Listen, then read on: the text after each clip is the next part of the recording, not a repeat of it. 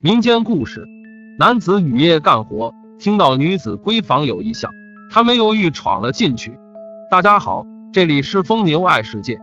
李宝成家是居关外，其祖上引车泛江，却极会打算，所赚之资精打细算，日积月累，几代经营买房置地，竟是积攒下巨额财富，成为了富甲一方的大户。家里世代都做生意，而且是从极为寒处起家。家里小辈幼年时便耳濡目染，所学尽是做生意和精打细算，如此下去，家业是不大可能败掉的。然而天有不测风云，事实上，到了李宝成父亲那一代，李家已经没落，倒不是李宝成父亲不务正业，而是遭遇了人祸。那年冬天，临近过年，李家大多数伙计都不在，家里热热闹闹挂了一片灯笼，欢天喜地准备过年，却不料他们家已经被一帮匪徒给盯上了。这帮匪徒也不知道盯了他们家多久，做了非常充足的准备，摸清了李家过年时伙计少，就在年关时动了手。这些人以一个魁梧大汉为首，属下都喊他周爷。他带着人4更天时进入李家，有一个算一个，全都绑了，搜出的东西全部带走，拉了整整10车，临走时还放了一把火。火借风势迅速蔓延，李家几代经营在一夜之间化成灰烬，就此没落。那时候李宝成刚刚3岁，被父母带着去游玩，因此一家3口躲过一劫。可家中遭遇了如此打击，李宝成父亲怒火攻心，一病不起，只靠着母亲苦苦支撑。几年以后，父亲撒手而去，母亲伤心欲绝，整日以泪洗面，久而久之竟至目盲，身体也渐渐垮了下去。从此李宝成成为了家里的顶梁柱，不仅要养活自己，还要养活母亲。他虽然生在富裕之家，却并没有养成少爷习性。再说了，家里富裕时他还小，根本不记事儿。而从记事儿起，他经受了无尽的苦难，这养成了他坚韧的性格。小伙子明白这些年母亲有多么不容易，父亲当年多病，自己还小，是母亲咬牙拉扯着他们爷俩。如今父亲去了，母亲两眼俱盲，他要一直陪在母亲身边。俗话说得好，人挪活，树挪死。他们家有过辉煌，可已经是过眼云烟，守着废墟一样的家也没有意义。他便带母亲入了关，一路流落到了山东。而此时的他已经是20岁的大小伙子，这一路过来有多不容易。母亲虚弱，李宝成都是背着他，丝毫没有半点埋怨。母亲受了半辈子苦，这时候又多病，不仅帮不上儿子，还成为了儿子的累赘。急火攻心下，脾气变得古怪，时不时骂李宝成几句，甚至还动手打他，想让他放弃自己，独自一个人去逃条活命。李宝成骂不还口，打不还手，处处哄着母亲，怎么样都行，但要是让他放弃母亲，那不可能。母亲一个弱女子，之前过的是两手不沾阳春水的富夫人生活，家里突然遭难，她受了什么苦才把自己拉扯大？现在她身体虚弱了，自己这个当儿子的却要放弃母亲，那自己成什么了？还配站在天地间当个人吗？母亲见他倔强，也知道孩子心里所想，自己养大的儿子岂能不了解？自己再怎么刁难他，他也不会留下自己不管。与其让孩子难受，不如消停点。娘俩到了山东，李宝成不准备乞讨，事实上他的路上也并没有乞讨。小伙子有把力气，长得魁梧，剑眉星目，堂堂7尺男儿，怎么好意思伸手跟别人乞讨？所以他一路上都是帮人干活，赚点钱后便背着母亲出发。之所以是山东，是因为母亲的娘家就是山东的，只是娘家已经没人。按照李宝成所想，母亲上了岁数，想念家乡，自己便带她在这里定居，等以后母亲去世，自己再另做打算。既然如此，就得有个落脚的地方和吃饭的营生。他把母亲安置在一处别人废弃的旧屋子里，自己则外出寻找营生。他坚信只要有自己，就饿不着母亲。当年母亲一个女人能养活他和父亲，自己一个棒小伙，难不成还养不了母亲？大不了给人干苦力。别看李宝成一无所有，但他从不气馁，正大步流星走着，突听后面传来叫喊，四周的人也纷纷避让。转头一看，原来是一匹失控的骡车。骡子也不知道受了什么惊吓，此时已经惊了，撒开四蹄在路上狂奔，带得后面的车吱嘎乱响。后面带跑着几个丫鬟，对着骡车又哭又喊，想让人帮忙拦下骡车。可路人哪里敢拦？一头受到惊吓的骡子破坏力惊人，被闯上轻者受伤，重者可能会要命。所以这些人赶紧躲到路边，只盼着骡车赶紧过去。李宝成却并没有让开，而是两腿微分在路边站定，眼睛直勾勾盯着受惊的骡子。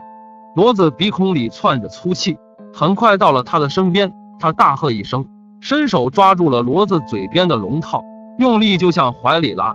骡子此时已经进入癫狂状态，岂能就此屈服？脑袋用力向上扬着，欲要挣脱，同时四蹄发力，想要甩开李宝成。李宝成两眼圆睁，双手紧拉着龙套不松开，两脚在地上硬磨着，跟骡子较上了劲。骡子已经奔跑了一段距离，本身也陷入了乏累状态，几次没有挣脱后，渐渐慢了下来，将李宝成拖行了近1里路时，终于停了下来。不远处就有一条大河，如果不是李宝成出手，万一骡子带车闯入河中，车上人只能一死，别无他途。李宝成脚上的鞋原本就破，此时已经被拖得稀烂，脚上到处都是血，不过他毫不在意，仍然死死拉着龙套，防备骡子二次发惊。一炷香的功夫过后，骡子彻底安静下来，后面的丫鬟们也追了上来，一个个瘫软在车边，拍着车直喊小姐。车上帘子掀开，一个脸色煞白的姑娘探出身来，她全身仍然在颤抖，显然是受到了极大的惊吓。见小姐没事，丫鬟们全都失声痛哭，对李宝成千恩万谢。姑娘的情绪渐渐平复下来，对着李宝成轻施一礼，谢过公子救命之恩。李宝成随意摆了下手，举手之劳的是担不起人家这么大礼，另外他也称其公子。见他要走，小姐又轻声说道：公子且慢，小姐还有事。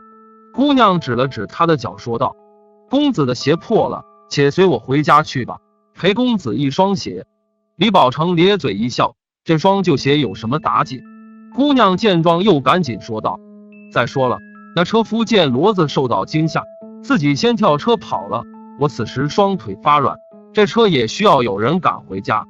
李宝成恍然大悟，原来如此，也的确，这里包括小姐和丫鬟都是姑娘家，如何能把骡车赶回家里？既然如此，自己就帮他们把骡子赶回家。想到此处，他点头答应，让姑娘上车，自己牵着骡子和丫鬟们一路步行向前而去。到了姑娘家门前，李宝成倒吸一口凉气，这门楼也太气派了，不折不扣的富家小姐啊！听到外面的动静，从门房里出来个老汉，一看这情景，不由得有些不解。丫鬟们七嘴八舌把刚才的事说了一下，老汉一听吓得赶紧喊小姐。看到姑娘从车上探出头来，而且没事后，老汉才松了一口气，一把拉住了想要离开的李宝成。壮士何去？李宝成挠了挠头，骡车送到了，自己也该走了。小姐不答应，丫鬟们不答应，门房老汉也不答应，拉着他就进了家。有多事的丫鬟事先进家禀报了老爷和夫人。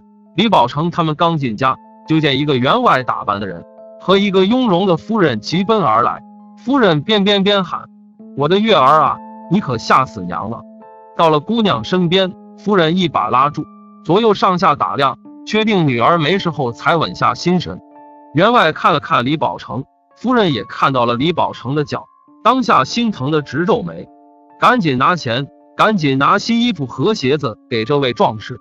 员外对李宝成郑重行礼，谢他救了女儿。李宝成看这一家子都这么客气，他倒有些不好意思，闹了个大红脸。钱他是万万不要的，只是脚上的鞋已经不能再穿，他便拿了一双合脚的换上。员外也不让他走，救了他女儿一命，岂能就此让人家离开？看这小伙子穿着，生活应该不好，可见钱而不要，这倒让员外有些意外。既然不要钱，吃顿酒总是要的。当下不管李宝成如何托辞，他还是让人带着李宝成去洗澡换衣服，自己则马上让人准备酒菜。李宝成推辞不成，只好答应，由这家里的下人陪着洗了澡，并且换了身新衣服。一靠一上马靠鞍，小伙子收拾利落出来，挺拔的身姿，眉如大剑，鼻似悬胆，看得丫鬟们嘻嘻直笑。那边员外已经准备好了酒菜，拉着李宝成入座。入座后，李宝成得知员外姓周，他救的是周员外唯一的女儿。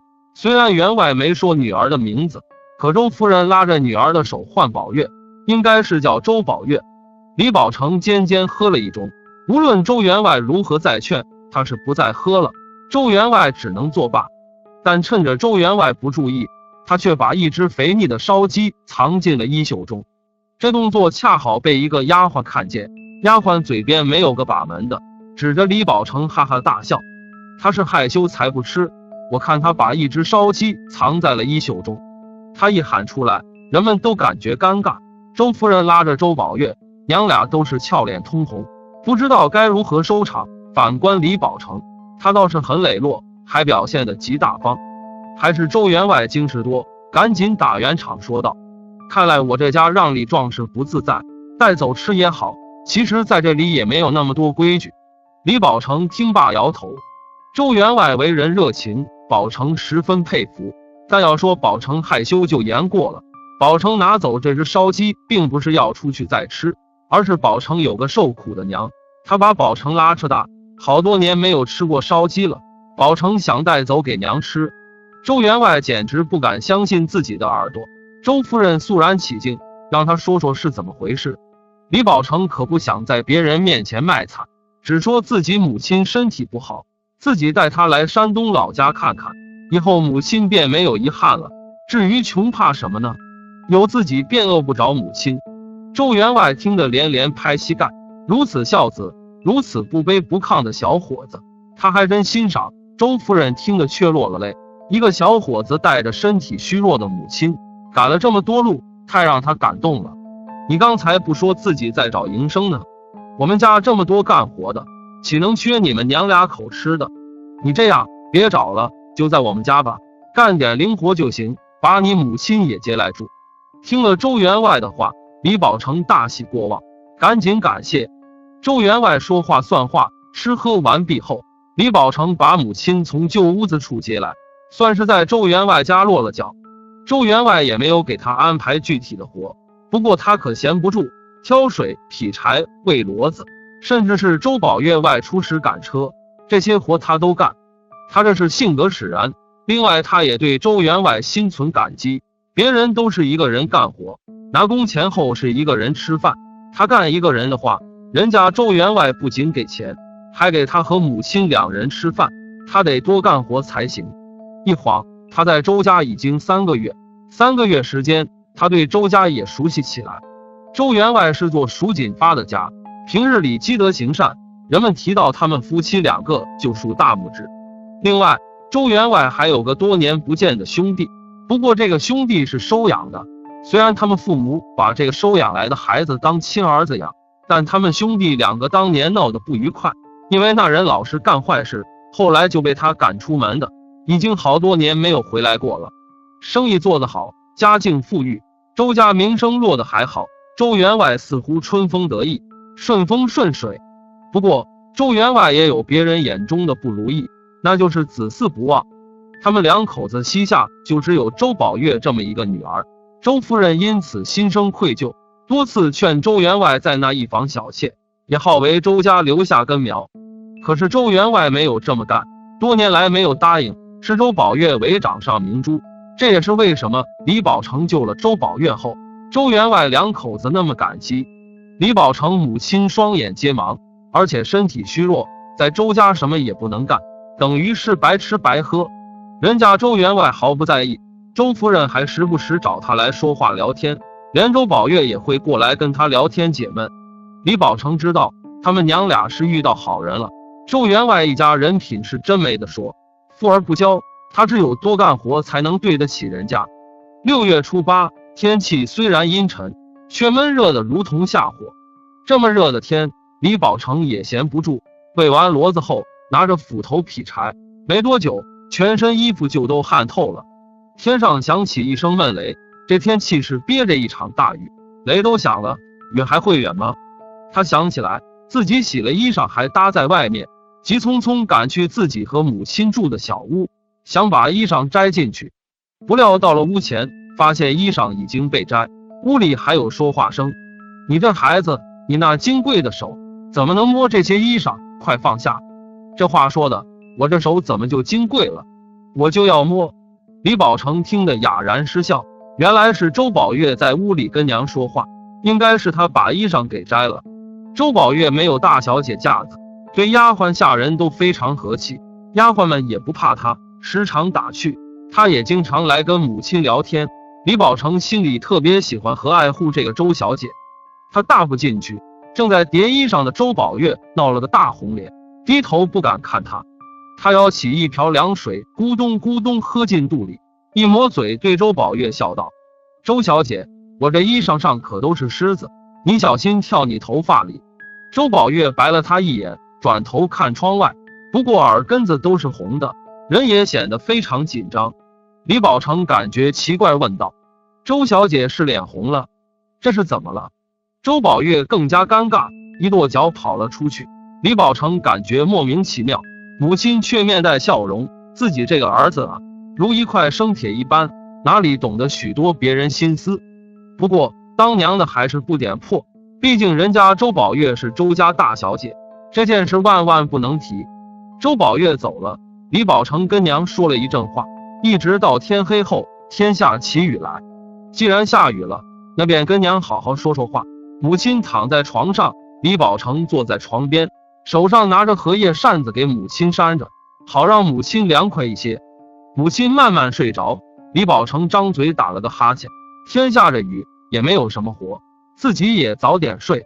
不过尚没有躺下，他突然想到今天劈的柴还在外面扔着，下雨会淋湿，自己得去收拾起来盖好。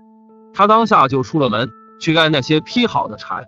周宝月这时候也没有睡着，他在刺绣，天上下着雨，还有闪电，满怀心思的他放下针线，叹了口气，望着窗外的雨发呆。他喜欢李宝成，但他不敢跟父母说，李宝成是他们家的一个伙计，他是周家小姐，他怕母亲和父亲会反对，到时候李宝成连在周家都不再可能。可是这种感觉太煎熬了，他这些天睡不着，却又没有任何人可说，明显有些憔悴了。就在此时，天上一个闪电，由于闺房在最高处，他看到了正在盖柴火的李宝成。这个傻子，这个憨子，家里那么多柴，这些淋湿了还有别的能烧，就非得下着雨去盖，淋病了怎么办？周宝月气得跺脚，思来想去，他悄悄下了楼。李宝成可没有想这么多，他把周家当成了自己家，既然劈好的柴，就不能让雨淋湿。收拾好盖完，刚要回去，一转身，冷不丁看到周宝月在后面站着，他万分惊讶，刚要问这么大雨，他怎么从闺房跑到后院来了时，周宝月生气拉着他就走。李宝成不明白发生了什么，提线木偶一样，竟被周宝月拉入闺房才醒悟过来。闺房一般都是2层，他们目前还在1层，向上就是周小姐的闺房，上面他是万万不能进，就算是这下面，要是传出去，周小姐以后怎么做人？你是傻了？那些柴有什么打紧，要你下这么大雨去干？听了周宝月的埋怨，李宝成却摇头说道：“你疯了，周小姐，这是我能来的地方吗？万一让人看你，你全身是嘴也说不清，我得赶紧走。”他说罢转头就走，但就在此时，上面的窗户却传来一声响动。周宝月和李宝成都感觉惊讶，要知道窗户离地有一段距离，怎么会莫名其妙响动？周宝月有些害怕，不由得靠近了李宝成。李宝成想了想笑了，估计是下雨刮风导致的响动，你不要害怕，我也要赶紧走，你快上去吧。周宝月想了想，觉得李宝成说的对，当下也不好意思强留他，毕竟是个姑娘家，怎么能拉着一个男人在自己闺房里不放走？周宝月上楼，李宝成则出门，手放在脑袋上向前跑了前步。李宝成突然站住，转头看周宝月的闺房。他突然想到，周员外把周宝月闺房外面收拾得非常干净，况且他的窗户下面就是街道，刮风也不会有树枝打到窗户。怎么会想？他越想越不放心，可要是再进入闺房，万一没事还被人发现，他可就要背黑锅。可不去的话，万一周宝月真出了什么事，他岂不是要一辈子后悔？想到这里，他再顾不上被别人误会，大步回到了闺房中。周小姐，你有事没有？我要上去了啊！他站在楼梯边喊话，可是上面没人回答。他几步上去，却见屋里根本没有周宝月，而墙上的窗户大开，还有一条绳子从窗户垂到了外面。糟糕！他到了窗边向外看，闪电中看到有人背着个东西正在狂奔。李宝成二话不说就抓住了绳子，顺着绳子下去追了过去。大雨中，前面的人并没有发现李宝成，他们是两个人替换着背，累了就换人，一口气跑到一处破院子边。有人开门，两人闪身进去。李宝成没有贸然闯进去，赶深夜摸到周员外家，把周小姐带走，这能是一般的小贼吗？况且刚才开门时，里面隐约有好几个人，他一个人双拳难敌四手，凭着血勇冲进去，人救不出来，他还有可能搭进去。里面传出交谈声，外面雨势正大，根本没人注意到李宝成摸进了院子。他趴在窗户边上偷听，里面讨论得很激烈。这样做是不是多余？我们兄弟直接进家，老规矩，人绑了，钱财找到带走，放火就行了，绑他们家女儿干什么？你懂什么？你当这是在关外？几十里都没有别人家，这里到处都是人家，惊动了别人怎么办？这是他家的宝贝，我们要他全部家产也能得手，非得蛮干。李宝成听出了个大概，这是一帮匪徒，要不是山东这边人烟密，他们就会直接闯入周家。想当年自己家就是遭受了这等劫难，他对这样的贼人恨之入骨。反正已经知道他们的落脚点，不如回去通知周员外，让他带人过来，把这里团团围住，这些人还怎么逃？转念一想，这样不好，一旦将这里围住，这些人是很难逃脱。可周宝月还在他们手里，万一他们拿周宝月要挟，狗急跳墙，伤了周宝月怎么办？思来想去，他还是觉得首先得保证周宝月的安全。里面的人边讨论边喝酒，李宝成在外面正着急，突然听到一边房子里传来哼哼声，他一愣神，似乎明白了什么，转身摸了进去。这是另外一间屋子，里面的哼哼声明显是周宝月发出的。原来这帮人并没有把周宝月带到他们喝酒和商量事的房子里，而是把他扔在了这间屋里。反正他全身被绑，嘴巴还被塞了破布，根本逃不走。李宝成顺着声音摸到周宝月，周宝月吓得全身直抖。宝月不要声张，我是宝成，来救你的。周宝月不敢相信自己的耳朵，顺从的安静下来。李宝成把他身上的绳子解开，慢慢推开后窗，两人一前一后出去。周宝月已经吓得全身瘫软，根本无法跑动。李宝成将他背起来，撒腿就向周家跑。此时刚刚3更多，雨势仍然不减。李宝成背着周宝月一口气跑到周家，饶是他身体健壮，此时也累得几乎脱了力。门房老汉见状不解，李宝成顾不上解释，只让他赶紧叫醒周员外。周员外两口子见深更半夜，下着大雨，女儿和李宝成同时出现，而且两人还都淋成了落汤鸡，不由得面面相觑，不明白这是怎么回事。李宝成把事情的原委说了一遍，周员外根本不敢相信他的话，竟然有人趁夜摸到自己家里，还带走了自己女儿，而自己则对此事一无所知。不过以他对李宝成的为人了解，再看女儿明显是受到了惊吓，由不得他不信。当下周员外怒了，问清贼人落脚点后，他马上开始找人。4更天时，李宝成也缓过了这口气，见周员外带人要直接去，怕那帮人不认账，就跟周员外出了个主意。周员外一听有理，当下就同意按他说的办。李宝成和周员外到了贼人落脚的旧院子处，李宝成一脚将门踢开，大喊着贼人出来。里面的贼人喝酒不少，突然听到叫喊，一个个提着武器出来。没想到周员外一看到为首的人，不由得目瞪口呆，指着对方说不出话来。李宝成打量这个为首的人，此人身材魁伟，对着周员外斜眼而视：“我的好大哥，这么快就来了？